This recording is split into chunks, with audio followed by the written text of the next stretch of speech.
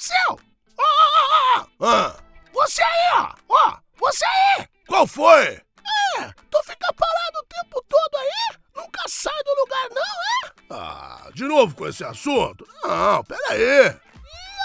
Eu vivo vendo coisas novas, tô sempre por aí, sacou? Legal que quando você está em outros lugares, você não está aqui.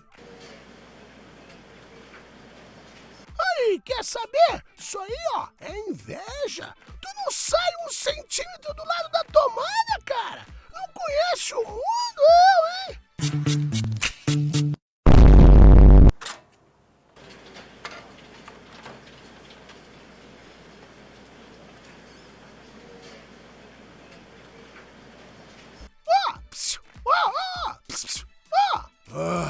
Que foi dessa vez? Que foi isso que aconteceu agora? Eu ganhei uma placa de vídeo mais potente. O quê? Uma placa de vídeo mais potente. Você faz isso? Claro que faço. Você não faz? Você não consegue, né? Eu nunca tentei. Não consegue, não. Não consegue. Pô, cara, me deixa hein? Sai fora. Não consegue! Não consegue! Mas você sabia que tem como você colocar uma placa de vídeo e ganhar mais performance? Pô? Nossa, é mesmo? E fica bom? Na real, fica uma merda.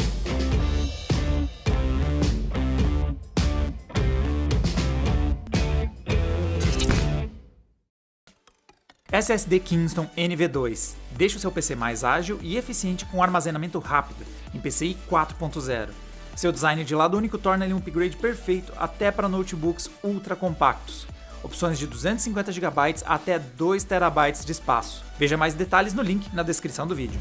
Quem já ficou na dúvida entre comprar um notebook e um desktop sabe bem as desvantagens que os computadores portáteis têm. Eles são fáceis de levar para lá e para cá, são mais compactos, mas se eles não têm a performance suficiente para o que você quer, já era. Não tem como colocar componentes mais potentes neles. Quer dizer, até existe, mas não é algo assim tão popular. As placas de vídeo externas, ou as eGPUs, são um jeito de colocar um chip gráfico mais potente à disposição dos seus games e seus aplicativos profissionais. Em geral, essas soluções são vendidas separadamente e nem sempre elas são lá muito intuitivas. Hoje nós vamos tentar reduzir essas dúvidas, vamos testar 2 formas mais populares de conectar uma placa de vídeo e ver como fica a performance do seu notebook. As 2 formas mais populares são ligar via conector Thunderbolt e via porta M.2.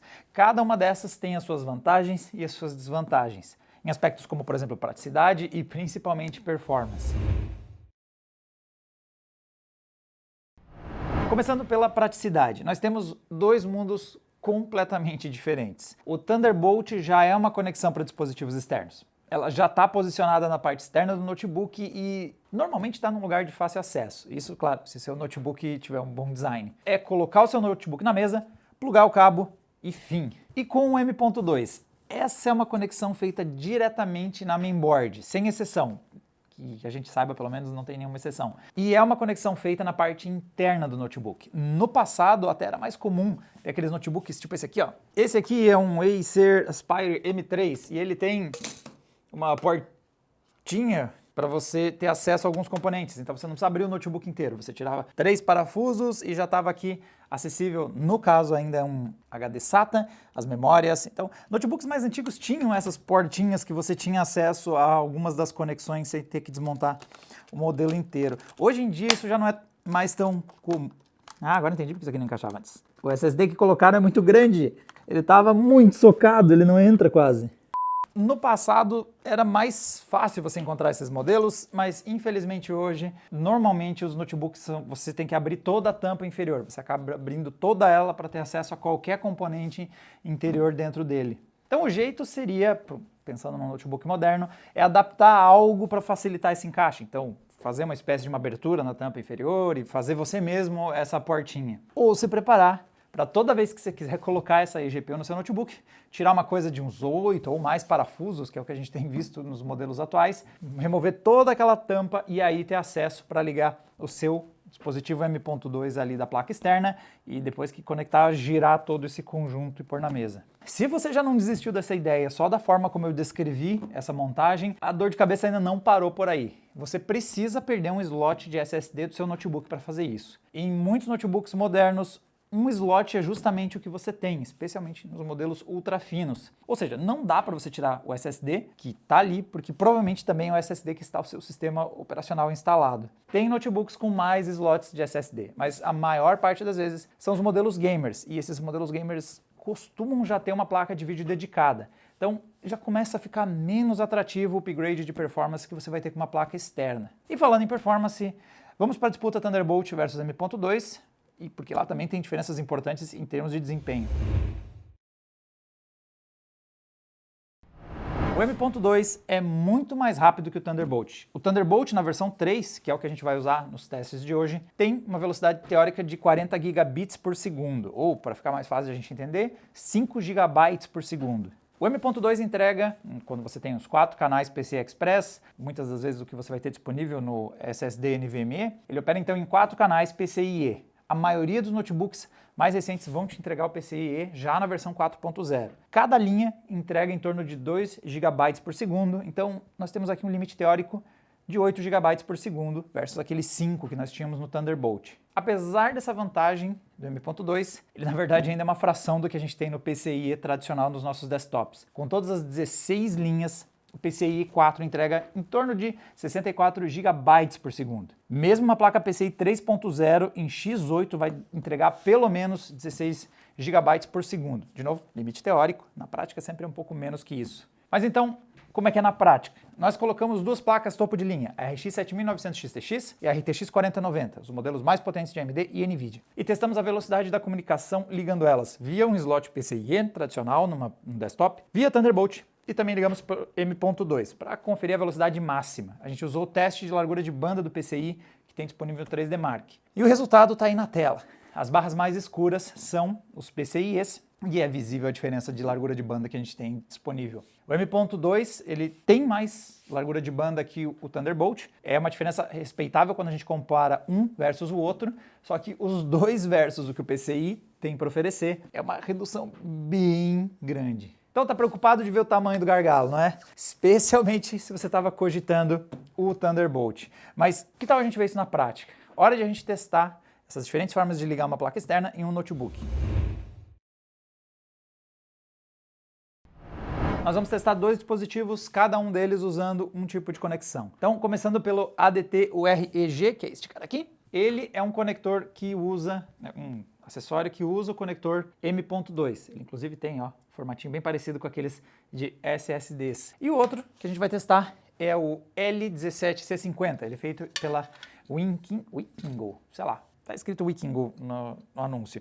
E ele usa, como vocês podem ver aqui por esse cabinho, o conector Thunderbolt, que inclusive é igual ao USB tipo C. Sempre lembra de ver se tem a marcação do raiozinho aqui, para ver se é compatível ou não. As portas USB tipo C, às vezes elas são compatíveis com tecnologias como DisplayPort, Thunderbolt. Tem que ver se o notebook que você quer conectar isso aqui tem suporte a Thunderbolt. E uma pausa para dois agradecimentos. Primeiro ao Leandro Holtz, que foi o cara que arranjou aí o R3G para a gente testar, e também para o Flávio Malvestite, que foi o cara que fez aparecer por aqui o nossa eGPU via Thunderbolt.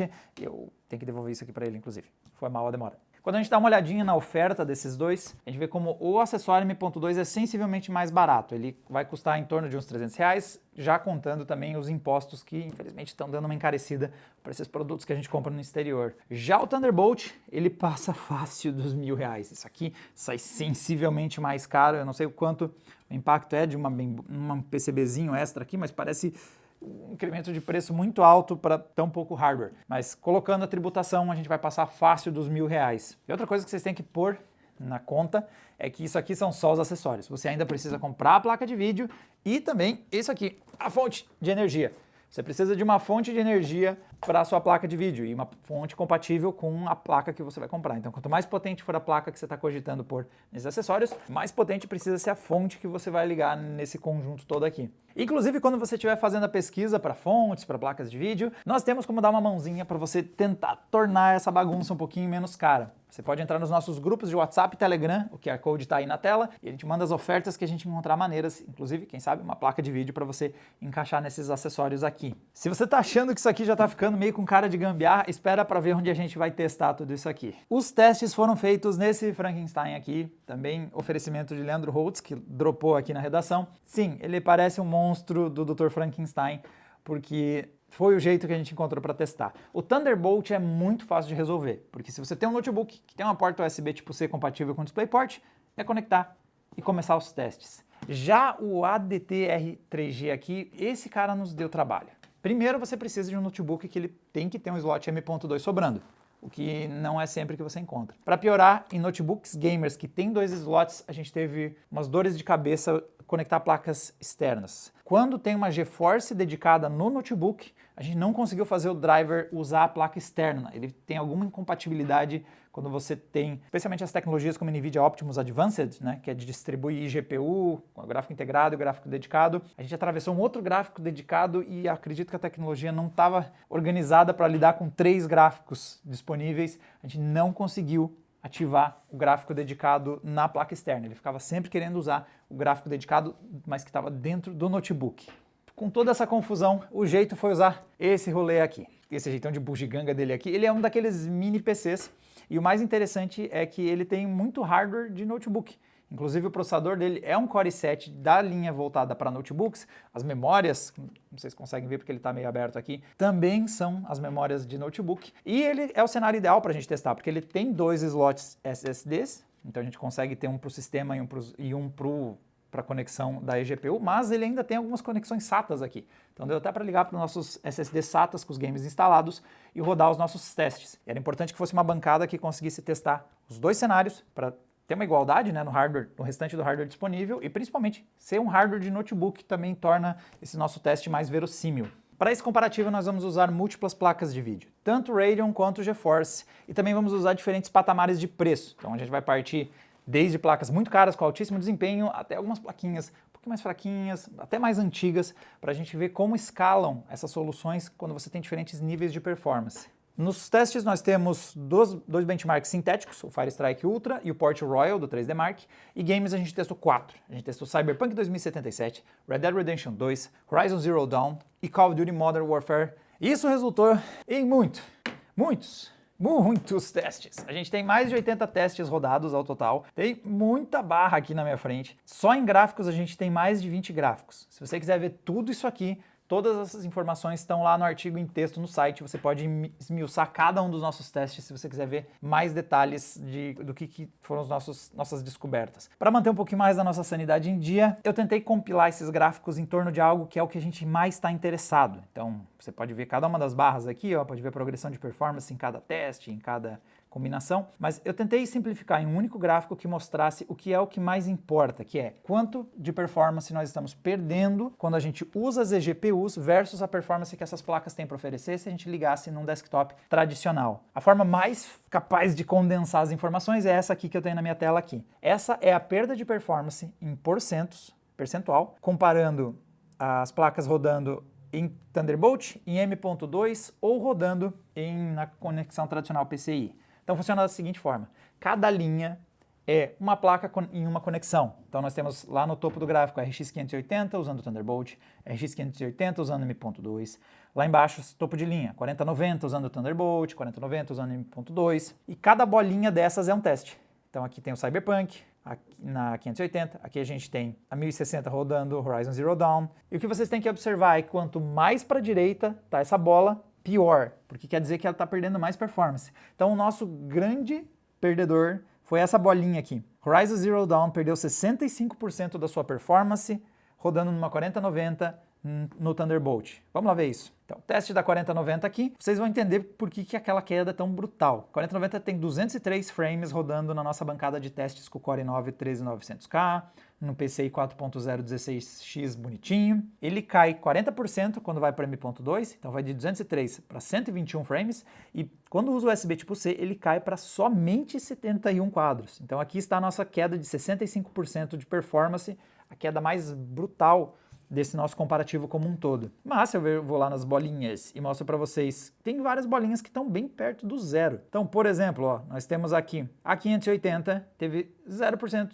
0,4% de perda quando está rodando Fire Strike em 4K. Então, se a gente vê aqui ó, o teste da 580, rodando Fire Strike, ó, como vocês podem ver, o Fire Strike não só a 580, vários dos testes aqui, perda foi baixa. Foi coisa de 0% mesmo. 0%, 2%, 3%.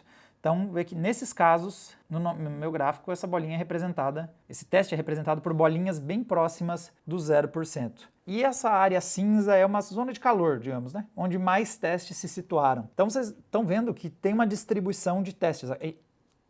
As eGPUs são instáveis. Tem testes em que elas vão performar quase igual a estar no PCI Express, representado pelas bolinhas bem para a esquerda.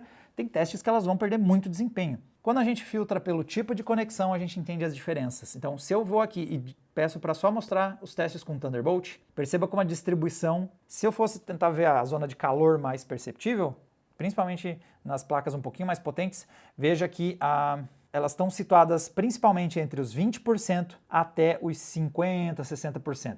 Essa zona central é a zona em que a gente tem mais dessa área cinza, onde teve mais dos testes se replicando. Se eu troco por M.2, é visível quanto a zona cinza recuou para o lado esquerdo do gráfico, ou seja, nós temos boa parte dos testes perdendo em torno de 10% a 20% da performance. Você vai ter uma galera escapando, como por exemplo a 4090 perdeu bastante performance no Horizon Zero Dawn em M.2, mas veja que não é tanto, não é 60%, é 40%. Mas boa parte dos testes vão perder entre 10% e 20%, é onde se concentrou a maior parte deles. Voltando para o Thunderbolt, veja como a área cinza do mapa avança para a direita, quanto mais para a direita, mais performance você perdeu nessa gambiarra. Tudo isso nos traz para a pergunta final. As soluções de placa de vídeo externas valem a pena?